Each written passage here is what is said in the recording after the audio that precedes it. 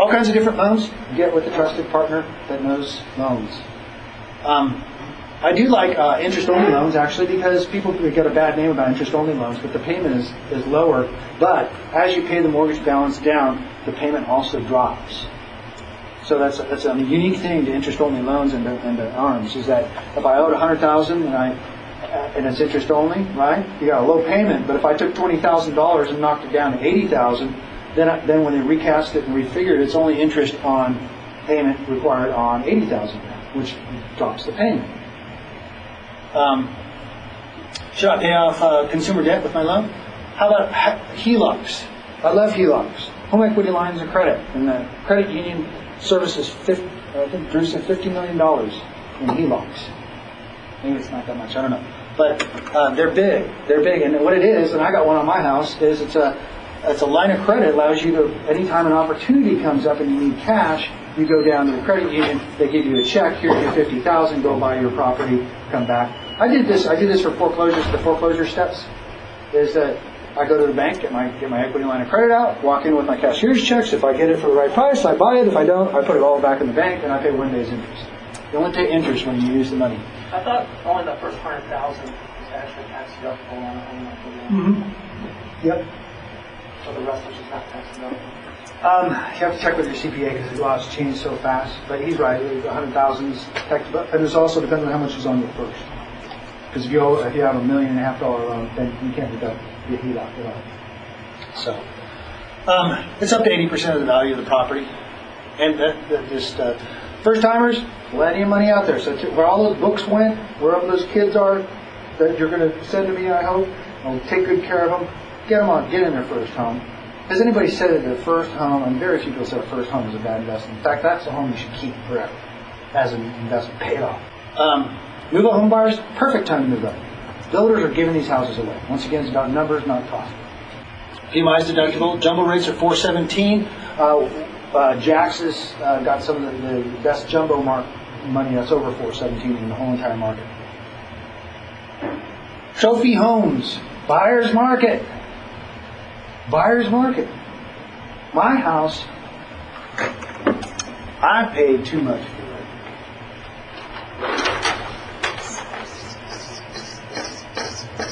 Too much, but my wife wanted it. I could probably get. Did I lose money? How did you? I'm told. Right. Because I don't have this. Where's this house going to be worth in 10 years? No. That's what I'm worried about. I'm not even worried about it. So actually, this helps my taxes because I can go fight the taxes and get the taxes lower. The problem is people go, "Oh, you lost $200,000." No, I didn't. I'm not moving. So, but for those that have to move,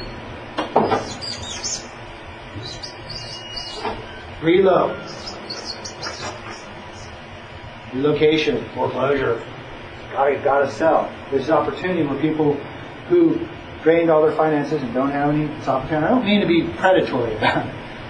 Sometimes you're just get solving the problem for them. Because so anyways. Trophy homes, buyer's market, move down buyers, empty nesters. It's a great time to move down, and you can use the 2 out of the last 5 year rule. We can spend a whole seminar on that on investments, which we do, investment properties. We talk about tax gains and all that kind of stuff and how to avoid them. And investors, strong rental market. Guess what?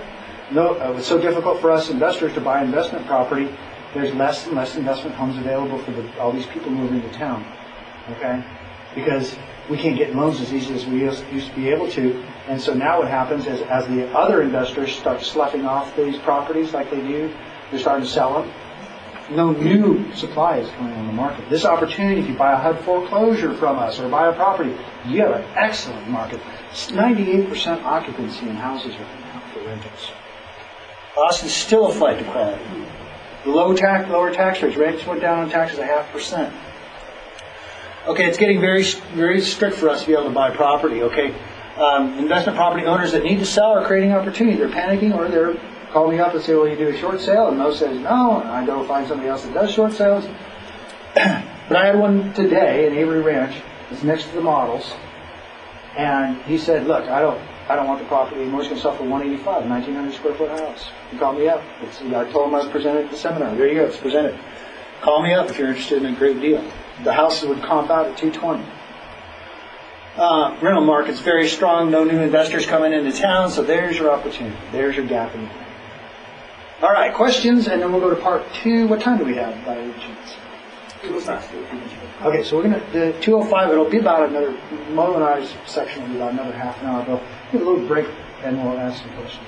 Quick question. Yes. Of the properties up for sale that would be good rental property, how many of those are occupied by renters? Percentage-wise? Roughly.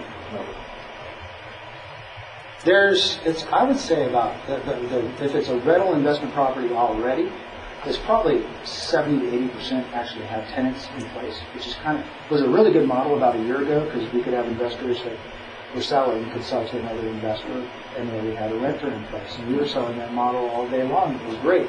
What happened now, though, is your highest and top dollar for an investment property, if you want to sell, is from an owner-occupant who can get a loan, and there's plenty of owner-occupant buyers, first-time home buyers, and that buy that product. So sometimes the tenant gets in the way of being able to sell it to an owner-occupant. So investor crowd, because I have 400 investors. Most of my advice for people who are trying to sell their investment property that has a tenant in place right now is say, you can only sell it to an investor or somebody who wants to wait, and the lenders won't let an owner-occupant wait too long to move into it. Okay? The best advice, I say, well, wait till we're 60 days out, give notice to the tenant that there's time for move out, and we'll sell it to an owner-occupant. But you as an investor, if you are an investor, you want to buy an owner-occupied property. I've got at least a half dozen nice properties that have tenants in, waiting for their leases to get closer to finish, so we can sell it to an owner-occupant.